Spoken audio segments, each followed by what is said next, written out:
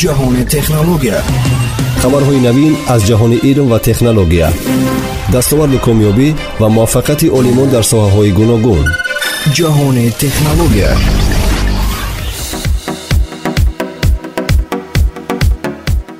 салом шунавандагони азиз, барномаи навбатии ҷаҳони технология аст пешкаши шумо аз радиои Тоҷикистон. имрӯз мо оиди якчанд ихтирое ки қадами нав дар соҳаи технологияи рақамӣ маҳсуб мешаванд суҳбат хоҳем кард. бо мо бошед.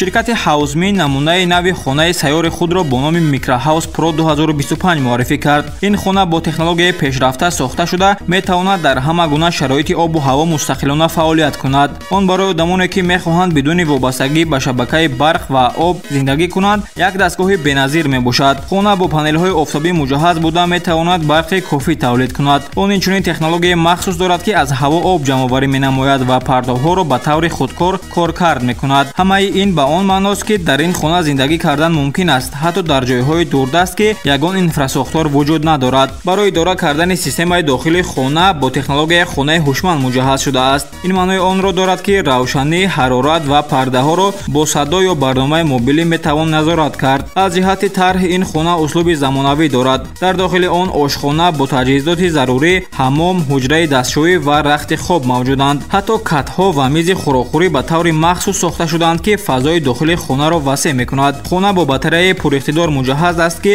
метавонад то 4 рӯз бидуни нерӯи беруна кор кунад. бартарии дигари хона ин насби осони он мебошад. барои ҷойгир кардани он ягон таҳкурсӣ лозим нест. танҳо як замини ҳамвор кофӣ асту халос. раванди насб кардан ҳамагӣ 1 соат вақт мегирад. барои онҳое ки мехоҳанд чунин хона дошта бошанд ширкат чанд намунаи онро пешниҳод мекунад. намунаи пурра ки тамоми имкониятҳоро дорад $89900 арзиш дорад. онҳое ки мехоҳанд як варианти содатарро интихоб кунанд метавонанд Microhouse Lite-ро бо нархи $59990 ё дастгоҳи оддиро бо $35000 харидорӣ кунанд. ин хона барои ҳар касе ки мехоҳад бо бароҳатӣ ва истифода аз технологияҳои муосир дар ҳар ҷойи гуногун зиндагӣ кунад як имконияти беҳтарин мебошад.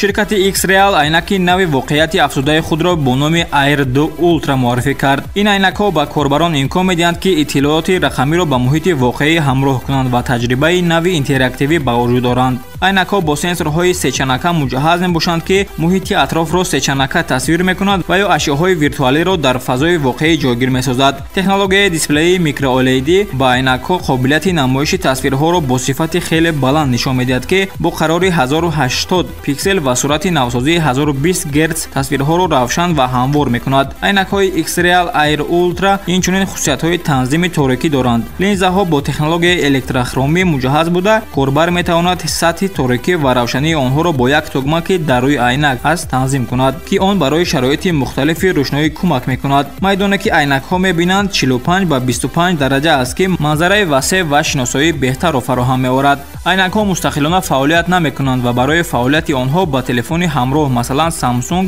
ё iPhone тавассути корти USB пайваст мешаванд. онҳо аз қобилиятҳои коркарди телефонҳои ҳамроҳ истифода мекунанд ки барои иҷрои вазифаҳои мураккаб кӯмак мекунад. айнакҳои X-Real дар айни замон бештар барои таҳиягарони нармафзорҳо пешбинӣ шуданд ки барои онҳо контентҳои воқеияти афзуда ҳанӯз дар марҳилаи рушд қарор доранд. пешакӣ фармоиш додани чунин айнакҳо бо нархи $700 имконпазир аст. онҳо дар амрико, британияи кабир, олмон, фаронса, италияву чехия, ҷопон, кореяи ҷанубӣ ва чин дастрас хоҳанд буд. айнакҳои X-Real Air 2 Ultra як қадами муҳим дар рушди технологияи воқеияти афзуда мебошад ки ба корбарон имкон медиҳанд бо ҷаҳони рақамӣ бо роҳи нави ҷолиб ва муфид муҳошират кунанд.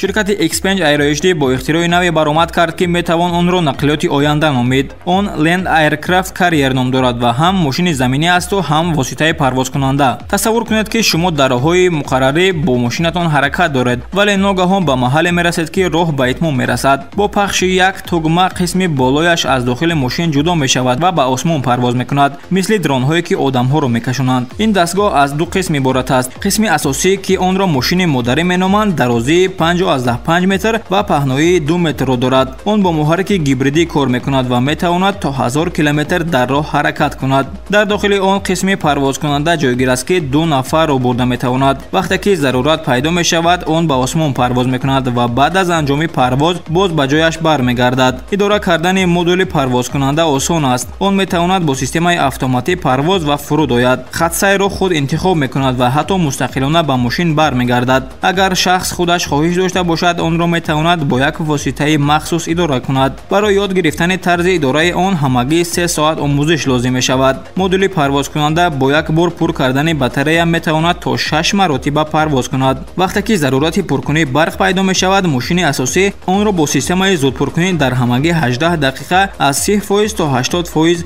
барқ медиҳад. ин ихтироъ аллакай таваҷҷӯҳи зиёдро ба худ ҷалб кардааст. беш аз 2000 ширкат ва нафарони алоҳида онро фармоиш доданд, гарчанде ки истеҳсоли оммавии он танҳо дар соли 2026 оғоз хоҳад шуд. нархи тахминии он бошад $280,000 амрикоиро ташкил медиҳад. ин як ихтирои воқеан ғайриоддӣ аст ки шояд дар оянда роҳи сафар ва ҳаракатро ба куллӣ тағйир диҳад.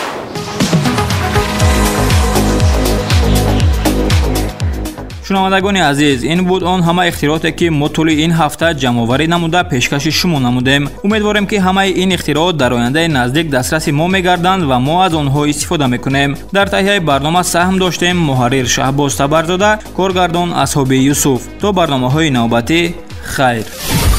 ҷаҳони технология. хабарҳои навин аз ҷаҳони илм ва технология. дастоварду комёбӣ ва муваффақияти олимон дар соҳаҳои гуногун. ҷаҳони технология.